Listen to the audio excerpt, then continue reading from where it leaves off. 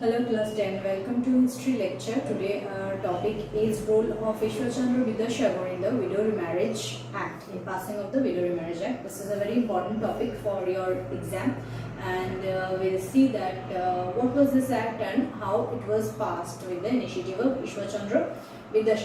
So what we see that from the beginning of the 19th century, efforts were made for passing the act for allowing widows to remarry. But due to the conservatives, due to the social boycotts, it was not possible. But Ishwar Chandra Vidyasagar played an important role.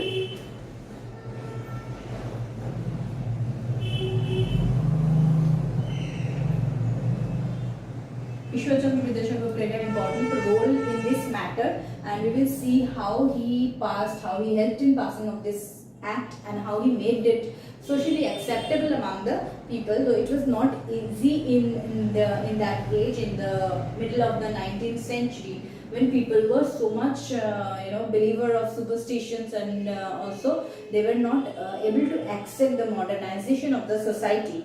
And it was during this time that Ishwar Chandra Vidyasagar, with his modern thought, raised his voice for the support of widow remarriage in the Hindu society. So there what we see is that he faced immense criticism and opposition for spreading of his ideas. So from the very beginning we see that Ishwar Chandra Vidyasagar, he supported this.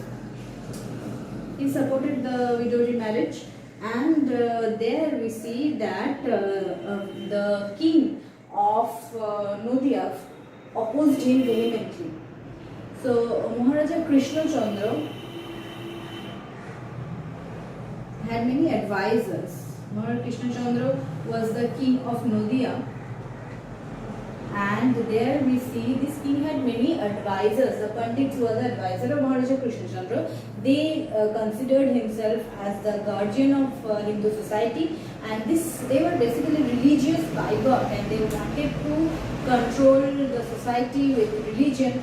And these people, these Pandits who were the advisor of Krishna Chandra, they actually forced him, or rather encouraged Krishna Chandra to oppose Vidyasagar in his attempt to legalize widow remarriage. So in this situation what we see is that Vidyasagar did not got the support of the king of Nadia vehemently opposed Vidyasagar for raising his voice in support of the widow remarriage.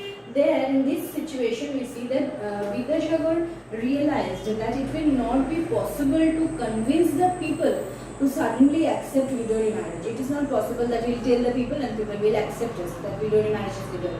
But he knew that he should spread it by the speech of Shastras and through the speech of Hindu scriptures.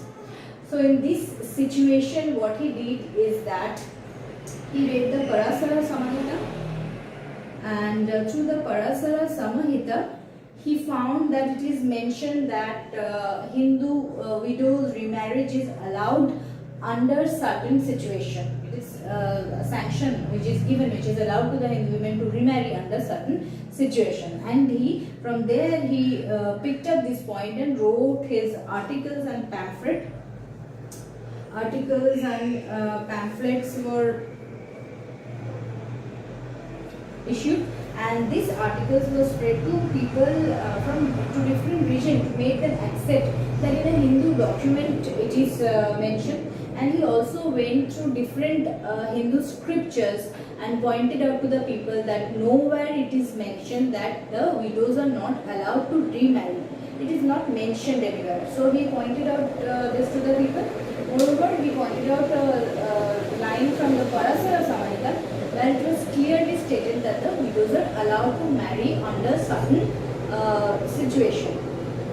So in this situation, what happened, though he was facing opposition from the orthodox class, and he was facing opposition from the king of Nadia, Raja Krishna Chandra, but many newspapers and periodicals supported him. He got the support of newspaper and periodicals.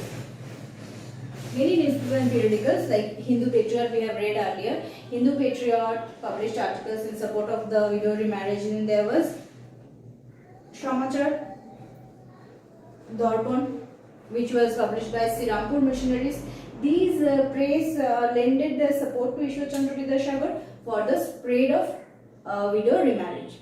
And in this situation, what we see is that this gained popularity. People came to know about it, that in the Hindu scriptures it is not mentioned, and in the Parasara Samahita it is allowed for the Hindu widows to remarry. These were preached and people came to know about this. Then Vidyasagar went from door to door to convince people that this is nothing that should be stopped. Hindu widow remarriage should be accepted. And also the main thing that he did was a signature campaign, which became very popular. Signature campaign, that where we see that he wrote his article in support of the widow remarriage to be presented to the British, and there he collected signature of the people who supported this, and lots of people supported, including eminent personalities like Devendranath Tagore. And there we see that he sent his petition, and again some group of people who were against this, they sent their counter petition opposing the widow remarriage. However, what we see is that in this matter the British were also planning to legalize widow remarriage, and in this context the missionaries, Sirampur missionaries and the Young Bengal also supported Vidyasagar through their newspapers. We see that they also published articles in support of the widow remarriage. So missionaries were supporting the introduction of widow remarriage from the very beginning, and in this situation the British were also trying to pass an act for the widow remarriage. They accepted Vidyasagar's petition, and the Widow Remarriage Act was passed in 1856. From 1854, Ishwar Chandra Vidyasagar started his campaign, and in 1856 by Regulation